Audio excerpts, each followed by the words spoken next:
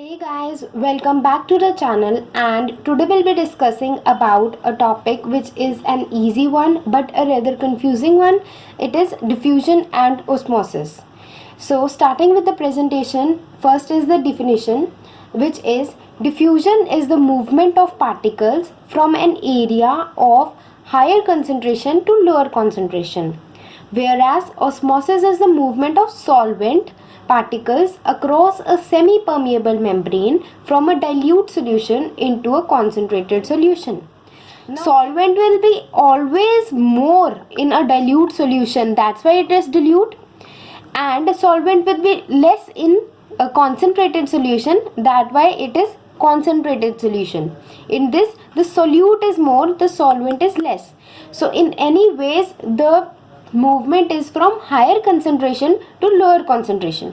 The only difference being in between the diffusion and osmosis is that diffusion is the movement of solute, whereas in osmosis there is movement of solvent. I hope this clears your doubt. Now moving further, what is a solute and a solvent? Both the solute and solvent mix up and give rise to solution. For example, salty water. If we need to make a salty water, or we need to know the constituents of salty water, there will be some salt in it and some water in it, so that it can give rise to salty water. Okay, so to make up this solution, we need a solute, which is salt or the molecule part or the solute particle, plus a solvent which will be needing to mix in the salt to make it salty water. Hence, solution is a mixture of solute and solvent, and depending upon the concentration or depending upon the amount of solute, the concentration of the solution depends. Next is the prime rule, that the movement is always from high to low concentration. We have discussed this earlier and I explained how there was difference in diffusion and osmosis definition, but they mean the same. Only the difference is in diffusion there is movement of solute particles from higher to lower concentration, but in osmosis there is movement of solvent particles from where the solvent is present in high amount to where the solvent is present in lower amount. Moving to the next topic. Now, how will you remember that diffusion is related to solute and osmosis is related to solvent? It's very simple. You can just write diffusion and solute and they will have a U in common. This is how you can remember that the diffusion is related to solute and vice versa, and osmosis is related to solvent. So this makes easy for you to remember the concept. Now, talking about the solutions, there are three types of solutions. One is hypertonic solution, another is isotonic solution, and third one is hypotonic solution. I told you that the concentration of the solution depends upon the solute. Okay, so in hypertonic solution, the solute is more than the solvent. For example, we had taken the example of salty water. So the salt will be more in the water in hypertonic solution. For isotonic solution, they are both present in equal amounts, the solute as well as the solvent. And for hypotonic solution, the solute is less than the solvent. So let's understand the concept that how these solutions have an effect on the cells. We have always read about those cell shrinking and cell swelling mechanisms. So here we will take it into account and let's see them. Yes. So this is a picture you would see in a class 8th or class 9th book, right? Here they show that one cell has plasmolized, one cell is flaccid, and one cell is turgid. Why this happens when we place in these solutions? specifically. First, let's talk about the easy one, that is isotonic one. So isotonic, we know that the cell also has the same ratio of solute and solvent, as well as the solution has also the same ratio as the solute and the solvent. So now talking about the confusing ones, that is hypertonic and the hypotonic one. So in hypertonic solution, the solute is more than the solvent outside the cell, and so the solvent becomes less here. Okay, but in the cell what happens is the solvent is more than the solute. Okay, so we know that in osmosis the movement of solvent is from higher concentration to lower concentration. So the solvent which is present in the cell, say water, so it will come out of the cell to balance or maintain a equilibrium between the solution which is outside the cell and the cell inside. Hence the cell shrinks or cell gets plasmolized. Contrary to it is the hypotonic solution. Now we know that in hypotonic solution the solute particles are less and solvent is more, whereas in the cell the solute particles are more and the solvent is less, as compared to the solution. I am talking in both in all the three one. We are comparing it to the solution in which the cell is present. Now in hypotonic we know that according to osmosis the solvent will move from a higher concentration to lower concentration. We are talking about the solvent, water part. Okay, so what happens that the solvent which was less in here and more in here, the more one will move into the cell, making the cell turgid or swelled up. That's why in hypotonic solution the cell swells up. Okay, and in hypertonic the cell shrinks, and in isotonic it remains same or flaccid. Let's apply these concepts into our human body.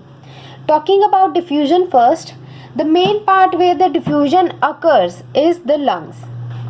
So here you can see there are exchange of gases, oxygen and carbon dioxide. Now why this is happening? This is happening due to the process of diffusion. Now how they are moving? In the red blood cell there is more amount of oxygen, whereas in tissue cell there is less amount of oxygen but more amount of carbon dioxide. And we have read in the definition of diffusion that there is movement of particles from higher concentration to lower concentration.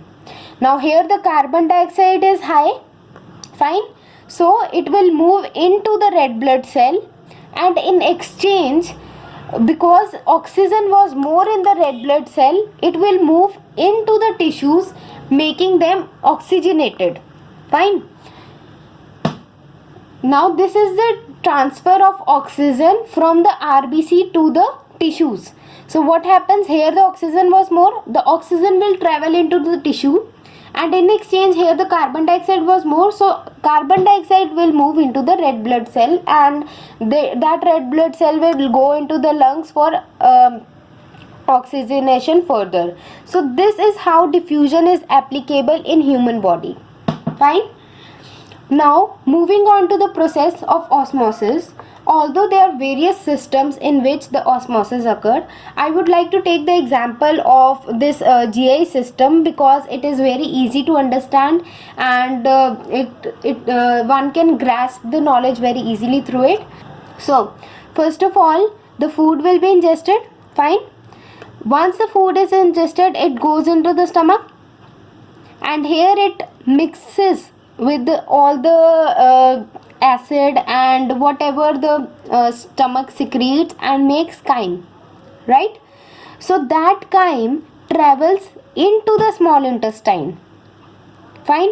Now we have read in the concept of osmosis that there is movement of solvent particles. We know here the fluid part is more because of the mixture and all the things. So what happens is that the small intestine is lined by villi like this. So the villi are lined by epithelial cells, and we have understood correctly in this one, okay, that suppose this is the epithelial cell, it has less amount of solvent, but the amount of solvent in the food we eat is more. Fine. So what happens, the solvent from the food travels into the epithelial cells which line the villi. Fine. Hence absorbing nutrients, water into the blood vessel. This is how a human body gets nutrition, and it undergoes the process of osmosis. Now, talking about a concept in which both these processes undergo simultaneously is dialysis. So, this is a dialyzer machine. Here it is connected to the patient. So, there are two canes which are present, one with the dialyzer solution and one with the outlet which stores all the toxins which have been collected from the patient. Okay. So dialysis is done in patient which have kidney diseases or their kidneys are malfunctioned. Venous access is accessed and the blood from there is passed or pumped into the dialyzer machine. Here due to the solution, we know that here the solvent is more. We know that toxins, water, etc., like there is edema present in the patient of kidney diseases, so the solvent is more from the blood coming into the dialyzer. So what happens, in exchange to this solution, which is the dialyzer solution, which is less in solvent, so what happens, due to the process of osmosis, the solvent which is in the blood travels into this outlet, making the solution very homeostatic and therefore removing all the toxins from the blood. Now we have talked about the osmosis. Where was the diffusion process? The diffusion process also takes place here. So along with the dialyzer solution, it has elements or the molecules also in it. So whatever it was drained here is replenished by the process of diffusion in the blood, like the ions which are sodium, potassium, etc., how they were removed along with water. So to replenish them, there is a process of diffusion which diffuses back the elements which were lost during the removal of toxins, and the blood is purified and pumped back into the patient. So this is how the dialyzer or the dialysis process works, hemodialysis process works. So it undergoes the process of osmosis and diffusion together. So I hope I was able to clear all your doubts. Thank you for watching my video. Do like, share and subscribe to my channel. Thank you.